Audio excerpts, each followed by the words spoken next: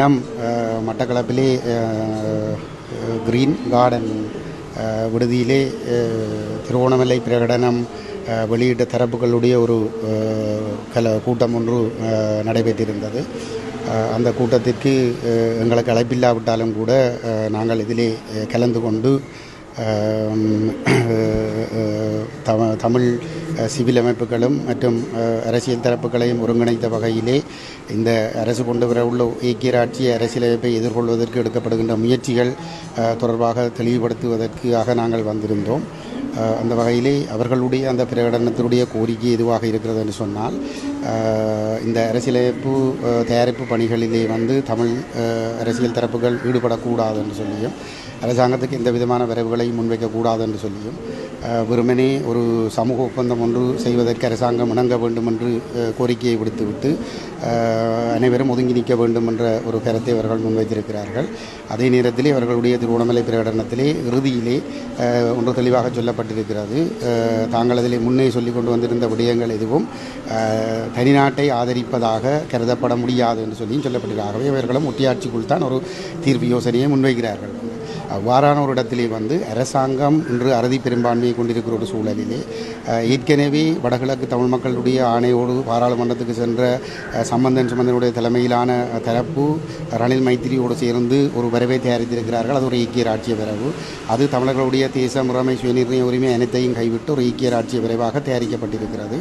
அந்த விரைவை கொண்டு வந்து நிறைவேற்றுவேன் என்று சொல்லி அனுரகுமார திசாநாயக்கா தன்னுடைய தேர்தல் விஞ்ஞாபனத்திலே குறிப்பிட்டு அதற்கு பிற்பாடு பதவிக்கு வந்த பிற்பாடு ஜனாதிபதி, பிரதமர், வெளிநாட்டு அமைச்சர் உட்பட பல முக்கியஸ்தர்கள் சர்வதேச சமூகத்திற்கு பல்வேறுபட்ட சந்தர்ப்பங்களிலே அந்த அடிப்படையிலே தாங்கள் ஒரு அரசியலமைப்பை கொண்டு வருவோம் என்று வாக்குறுதிகளை கொடுத்திருக்கிற ஒரு சூழலிலே அந்த தயாரிப்பு பணிகள் தீவிரமாக இடம்பெற்றுக் கொண்டிருக்கிற ஒரு இடத்திலே கடந்த டிசம்பர் மாதம் 19ஆம் தேதி தமிழரசு கட்சியினுடைய தலைவர் சிவஞானம் ஐயா, செயலாளர் சுமந்திரன் மற்றும் 8 நாடாளுமன்ற உறுப்பினர்கள் சென்று ஜனாதிபதியை தாமாக வலிந்து சென்று சந்தித்து அதுக்கு பிற்பாடு ஊடகங்களுக்கு கருத்து தெரிவித்த சுமந்திரன் அந்த விரைவை தயாரிப்பதிலே தாங்களும் ஈடுபட்டிருந்தோம், நீங்கள் கொண்டு வாருங்கள், ஆதரிப்போம் என்று சொல்லிவிட்டு வந்திருக்கிற ஒரு இடத்திலே அவர்கள் நிச்சயமாக அதிலிருந்து விலகப் போவதில்லை.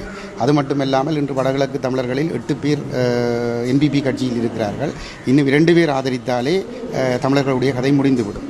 ஆகவே சங்கு ஒதுங்கி நில்லுங்கள், சைக்கிள் ஒதுங்கி நில்லுங்கள், நாங்கள் சமூக ஒப்பந்தம் செய்ய வேண்டும் என்று சொல்லி நாங்கள் சொல்லிக் கொண்டிருப்பது என்பது உண்மையிலே ஒரு சமூக ஒப்பந்தம் ஊடாக ஒரு தமிழ் தேச முறைமை சுயநிர்ணய உரிமை அங்கீகரிக்கப்பட்ட ஒரு முழுமையான சுயநிர்ணய உரிமையை முழுமையாக பிரிவிக்கக்கூடிய ஒரு அரசியல் தீர்வை பெறுவதற்கு வழிவகுக்குமா, அல்லது நாங்கள் இவ்வாறு ஒதுங்கி நிற்கிற பொழுது அந்த ஐக்கிய ராஜ்யவை நிறைவேற்றுகின்ற வேலை திட்டம் தடை இல்லாமல் முன்னெடுக்கப்படுமா என்கின்ற ஒரு பெரிய கேள்வி ஒன்று இருக்கிறது. ஆகவே அவர்களிடம் நாங்கள் ஒரு கோரிக்கையை விடுத்தோம்.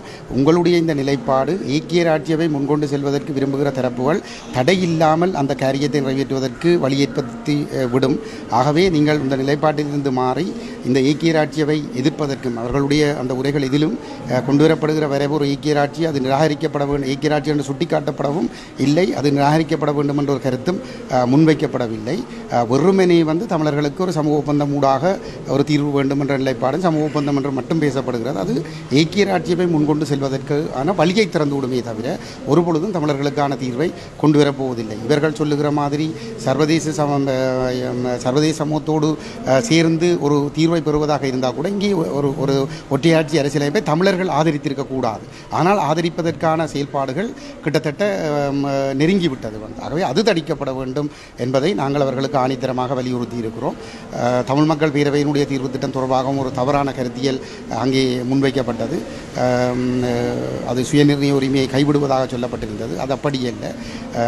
சுயநிர்ணய உரிமையை முழுமையாக அனுபவிக்கக்கூடிய வகையில் ஒரு சமூக ஒப்பந்தம் செய்யப்பட்டு அதன் அடிப்படையிலே தான் ஒரு அரசியலமைப்பு உருவாக்கப்பட வேண்டும் என்பதும் தெளிவாக சொல்லப்பட்டிருக்கிறது. வெறும் அரசியலமைப்பு மாற்றங்கள் ஊடாக மாத்திரம் இனப்பிரச்சனை தீர்ந்துவிடப் போவதில்லை என்பதும் தமிழர்களுடைய தேச முறைமை சுயநிர்ணய உரிமை அங்கீகரிக்கப்படுகிற அடிப்படையில் ஒரு சமூக ஒப்பந்தம் செய்யப்பட்டு அந்த சுயநிர்ணய உரிமையை முழுமையாக பிரிவிக்கக்கூடிய வகையிலே ஒரு அரசியலமைப்பு உருவாக்கப்பட வேண்டும் என்பதும் தெளிவாக சொல்லப்பட்டிருக்கிறது.